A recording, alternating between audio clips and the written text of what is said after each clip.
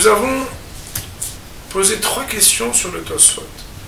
La première question, c'est que, faisant écho de ce qu'il est marqué dans la Gemara d'Daf Lamed Amud Aleph, où là-bas, Rav Kahana avait fait la différence entre ce que la présence et la contenance, le Hamesh et Taminim, étaient là, les dabouquets, pour faire coller. On ne disait pas Boré Mine Mezonot. Cela venait émettre des réserves que quand c'est les dabouquets, on ne dit pas Boré Mine Mezonot, malgré le klal, le principe érigé, qui dit que tout ce qui contient Hamesh et Taminim, c'est-à-dire même en minorité, justifie qu'on dise Boré Mine Mezonot. Nous avions par contre dit que dans Tosfot c'est bizarre, puisque les mots qui sont utilisés c'est que quand c'est les dabouquets, alors en tsarich levarech boré mine mezonot. Tsarich, ça veut dire l'obligation. En tsarich, il n'y a pas d'obligation dans le langage de la halakha. Ça voudrait dire par contre qu'on en aurait le droit. Ce à quoi, bien, se questionne Rabbi Akiva Eger, de dire mais c'est pas un bon lachon ça, on devrait dire. Et nos rachai levarech, il n'en a même pas le droit d'être levarech. Deuxième question, c'était de s'interroger sur le fait qu'il existe ici une nouvelle notion, qui est l'Issaoud et Taleb. D'un côté, on a les dabouquets, qui est une extrême, c'est-à-dire accessoirement on utilise le Hamesh et Taminim pour être médavek, ou bien l'Issaoud et Taleb, on l'utilise pour le manger. Ça veut dire qu'on en a un intérêt à l'Israël et Taleb, à en être presque rassasié, ou en tout cas satisfait de la consommation. Nous avions questionné, puisque de la Gemara d'Daf Lamed, on peut entendre de 2 manières. Soit les dabouquets exception, fait exception à la règle, mais tout le reste, même si c'est pas l'Israël et Taleb, tant que c'est pas uniquement accessoire, même si c'est pas ce que je souhaite consommer, déjà, ça justifie les mini-maisons. Ou bien non. Ou bien, les dabouquets, c'est un des exemples qui vient dire que dès que ça n'est pas l'Isra des Taleb, d'ores et déjà, même quand ça n'est pas encore les dabouquets est un des contre-exemples de l'Isra des Taleb, pour dire que dès que ça n'est pas l'Isra des Taleb, alors on dit plus Boré mini-maisons. Et ça, c'était resté ouvert, donc dans Tosfot, on aimerait savoir qu'est-ce qui se passe. Est-ce qu'entre les deux, on dit Boré mini-maisons ou non? Troisième chose, c'était d'essayer de comprendre c'est quoi ce Mima Nafshach. Voilà que Tosfot nous dit Vetom Lahmir. Et les Tosafis, vous savez qu'ils ont des positions claires. Comment comprendre que Tosfot nous dise que dans un cas pareil, il serait bon d'être Mahmir, c'est-à-dire d'être rigoureux et de le manger à l'intérieur de la Seouda, après le Motsi, pour être patou Mima Nafshach, ce qu'on appelle de 2 choses l'une. C'est quoi les deux choses l'une ici? De quoi on parle? Et pourquoi être mahmir alors que la camarade d'Daf Lamed ne nous donne aucune précision qui nous indiquerait qu'il y a encore un zèle à avoir ou une rigueur à être mahmir? Voici les questions qu'on avait données sur le Tosfot. Rabbi Akiva Eger, pour énoncer cette question, avait été jusqu'à dire très clairement Kashiali, Ashkedim Tocha Seouda, Ta'ud Beracha. C'est dur, puisque les amandes, quand on doit les manger après le motzi, de toute façon, on doit en prononcer une bénédiction. Sous-entendu, le motzi n'est pas poter, ne quitte pas, n'exempte pas. Ça, c'était la question qui était posée. Pour pouvoir répondre à ces questions, bien, on ne répondra pas maintenant. On va devoir étudier la Souga et regarder les Rishonim. Alors, Béz Tacher, on va voir qu'il existe différents points de vue, différentes positions concernant ce sujet très intéressant. Nous allons tout d'abord étudier les paroles du Rashba. Il y a marqué dans le Rashba, Dufsha Ikal. Je ne sais pas si vous vous rappelez de ces mots-là. En réalité, la Gemara, dans la discussion entre Rav Kahana et Rav Yehuda, la Gemara exprimait que la mahloket était de savoir est-ce que Dufsha Ikal ou est-ce que Smida Ikal. Dans un mélange où il y avait du miel, de l'huile et de la farine, est-ce que c'est le miel et l'huile en grande quantité qui étaient Ikal, ce qu'on appelle dans la chambre de la Gemara Dufsha Ikal, ou est-ce que c'est Smida Ikal? Nous dit le Rashba, Pirouche, Rubo de vache ou mi'oto solet. La majeure partie de la contenance est constituée de miel, mi'uto solet, et sa minorité est de la fine fleur de farine. Ve'inami, et sur ce sujet-là, il existe plusieurs versions du texte. Certains vont dire inami, certains vont dire ve'inami. Et nous verrons qu'il y aura des incidences, même d'après la halakha, sur cette version, sur ces différentes versions. Inami, qui veut dire une autre réponse, ou une autre explication, sous-entendu a priori différente de ce qui a été dit plus haut. Ikaro mehamed dubsho, vesulto la taimo l'archiro. L'essentiel de ce mélange est dû à son miel, alors que la farine présente est là pour donner de l'agrément, du goût, ou l'archiro, et pour permettre à ce miel d'être mourchav, c'est-à-dire présentable, consommable. Je traduis les mots volontairement sans les expliquer, parce que d'abord on lit et après on étudie. Ou mikol makom, quoi qu'il en soit. Sous-entendu, quand on utilise, on va dire, la conjonction, l'adverbe, qui s'appelle quoi qu'il en soit, c'est qu'on aurait pu, avant de dire quoi qu'il en soit, dire le contraire de ce qu'on va dire. Ou mikol makom, quoi qu'il en soit, kevan de sulto me'orav bo, étant donné que cette farine, qui fait partie des 5 espèces, est mélangée à l'intérieur, les archiro, pour le rendre consommable ou présentable, mais varchin ala solet, on fait la bénédiction, qui est la bénédiction sur cette farine. Keda sikna, comme nous en concluons, Mea de Rav Shmuel, de ce que la Gemara ramène au nom de Rav Shmuel. Velo damel et tabshila de lifta. Et ceci ne ressemble pas à ce qui est mentionné dans la page Lametet Amud Aleph, qu'on a méthodiquement étudié déjà la semaine dernière, où là-bas, on ne prononce pas la bénédiction de Bolem et des Mezonot. De Af'al Gav, de Mav Sheba Kimha, lo Mevarchin Aleha, Ela Sheakol, dont on sait que ce cas, bien qu'il y a beaucoup là-bas de Kemah, on ne dise pas une autre bénédiction que chez Akol.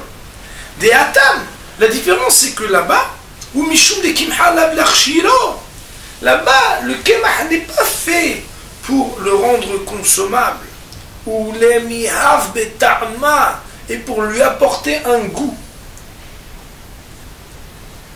Mais Arvimba, ça n'est pas ni pour ceci ni pour cela qu'on le mélange au lifta. Et là, les dabouk be'alma, mais uniquement pour le faire coller, c'est-à-dire en faire une entité.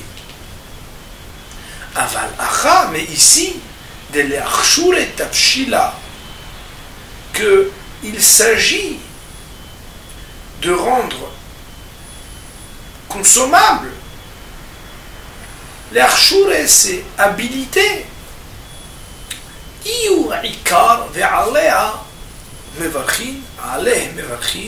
C'est lui l'essentiel et c'est sur lui qu'on prononce la bénédiction. Voici les paroles du Rashba, lues, mais non bien entendues. Tout d'abord, il y a une question terrible sur le Rashba. C'est qu'on a l'impression qu'avant qu'il dise Ve'inami, il a déjà expliqué toute la Sugia en 3 mots, et il dit, et une autre explication, c'est Ve'inami, une autre explication possible. Sous-entendu, pour dire Douchaïkar ou Sultaïkar, je viens juste dire Pirouche, Rubot Dvash ou Miruto Solet. Autrement dit, il y a une majorité de Dvash et il y a un Mirut de Solet, et pourtant, en tant que Rov de Dvash et Mirut de Solet, tu fais quand même tel quel sans dire au Kahidouche la bracha de Mezonot sur Solet. D'aucuns vont dire ici que la présence même, sans aucune intention particulière, attachée à une at'ama, une archara, tout ce qu'on va définir plus tard, dans ce premier tirout sur Rashba, cette première explication, le simple fait que tu sois présent, déjà ça justifie pour les mines Mezonot. Bien entendu, exception faite d'un cas, d'une présence qui n'aurait pas été souhaitable, mais uniquement accessoire comme les dabouquets. Alors que dans le deuxième tirout, dans la deuxième explication, Veinami, pour ceux qui comprennent que le Veinami ne vient pas compléter, mais changer la donne et changer l'explication, le Veinami viendrait définir très différemment ce qui permettrait que la présence minoritaire puisse justifier, comme disent Bolamine et Maison. Et nous avons tout à l'heure, avec les amis à l'oral, déduit et compris des paroles du Rajba, qu'il y a ce qu'on appelle les archir ou les ataïm, et de l'autre côté, les dabouké. Et les mots du Rajba sont très forts, car il dit que même si Behemet, au niveau Ikar Vetafel, il nous dit Ikaro Mehamad Douvcho, si tu regardes Ikar, c'est quoi? C'est le vache, par rapport à ce que tu souhaites manger, par rapport à la majorité de ce que tu vois. Pourtant, Mikol Makom Keban et Sulto Me'urabbo l'Archiro, puisqu'il est là pour apporter quelque chose de supplémentaire et d'être Mataïm, alors on dira Bolamine Mezonot. Et regardez la force, le Rajba nous dit Velodame, ça ne ressemble pas à ce qui a marqué d'Aflamet tête, Lifta. Pourquoi? Parce que là-bas, l'homme l'Archiro, il n'est pas là pour être marchir et Mataïm.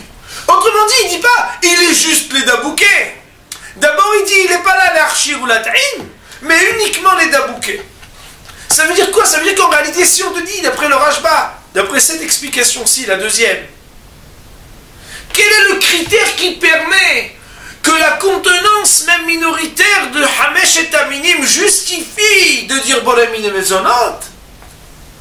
C'est est-ce que cela remplit un rôle de archir ou la ta'im, c'est-à-dire d'ajouter quelque chose au niveau du goût, au niveau de ce que tu vas consommer, ou uniquement un accessoire, c'est-à-dire une colle UU, mais bon, un peu moins dégoûtant qu'une matière si chimique, en mettant quelques miettes de pain, quelques miettes de mezonot, quelques miettes de hamesh et taminim cuites à l'eau. Quand j'ai du pain, c'est pas juste, c'est des grains, des miettes de mezonot.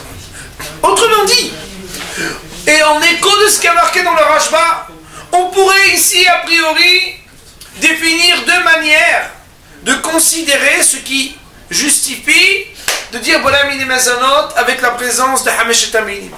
Si on regarde uniquement ce qui est marqué dans la première explication du Rajba, on pourrait entendre que le Rav et Dvash et le Mi'out Solet, et malgré tout, tant que c'est pas les dabouquets, quelle que soit la qualification et les raisons qui justifient la présence de ce Hamesh et Taminim, autrement dit, Moraï Rabotaï, même si c'est pas les Archir ou la Taïm, du moment que c'est pas uniquement les dabouquets, alors ben on dirait Bolamine et Mezonot.